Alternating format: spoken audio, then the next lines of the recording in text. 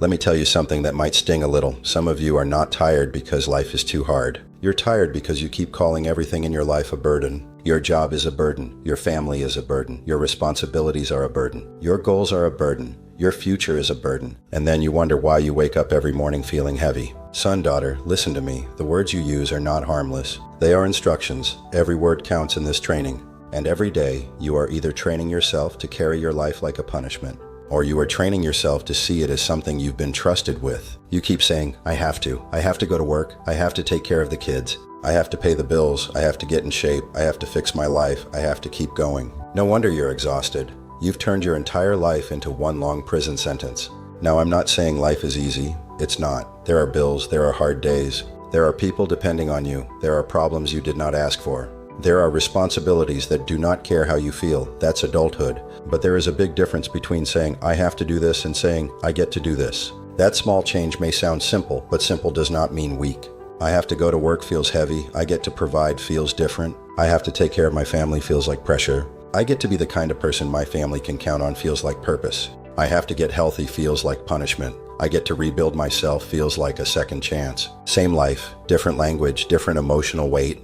And some of you need to be honest about the way you talk to yourself.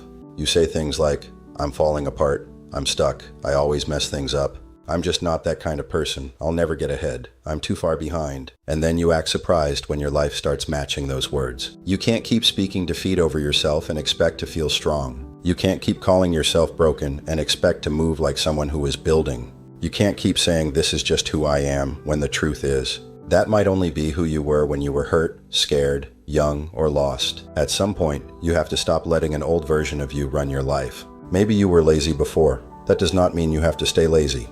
Maybe you made bad decisions. That does not mean you are a bad person forever. Maybe you wasted years. That does not mean the rest of your life has to be wasted too. You are allowed to grow. You are allowed to change. You are allowed to become someone your old self would not even recognize. But you cannot do that while protecting the same identity that kept you stuck. Here's another truth. A lot of people think they need motivation. They don't. They need something worth being pulled toward.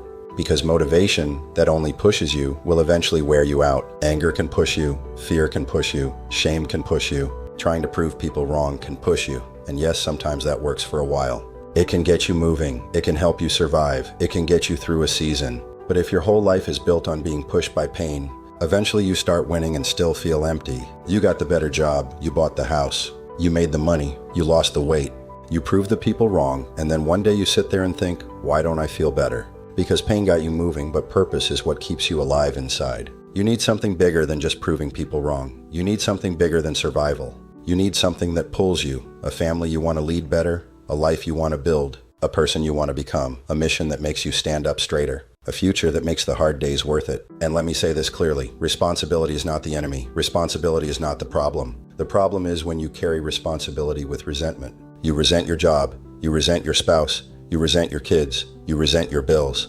You resent the discipline required to fix your own life, but then you want peace. You want confidence, you want respect, you want freedom. It doesn't work that way. Peace comes when you stop fighting the life you chose and start leading it. Confidence comes when you keep promises to yourself. Respect comes when people know they can count on you. Freedom comes when you stop being controlled by your weakest habits. You don't get a better life by complaining about responsibility. You get a better life by becoming stronger than the weight you are carrying. So today, I want you to check your words, not in some soft, fake positive way. You get to change the story. You get to become the person your family needed. I'm telling you to stop hypnotizing yourself with weakness. Stop saying you're stuck when you're really avoiding the next step. Stop saying you're broken when you're really in the middle of rebuilding. Stop saying you have to when maybe, just maybe, you get to. You get to try again. You get to clean up the mess. You get to become dependable. You get to change the story. You get to become the person your family needed, your younger self needed, and your future self is begging you to become. That is not a burden. That is an opportunity. And no, it will not always feel good. Some days will be hard. Some days you will be tired. Some days you will not feel like showing up. Show up anyway. But don't carry your life like a man sentenced to it. Carry it like someone trusted with it. Because one day, you may look back and realize the things you complained about were the very things that gave your life meaning. That job, that family, that responsibility, that struggle, that second chance. So watch your words. Choose the identity you want to live from and stop calling your life a burden, when it may actually be the gift that grows you into who you were supposed to become. This is Jim with a dad's life advice. Stop waiting, start doing, Face the storm, be the bison. I'll see you on the next one.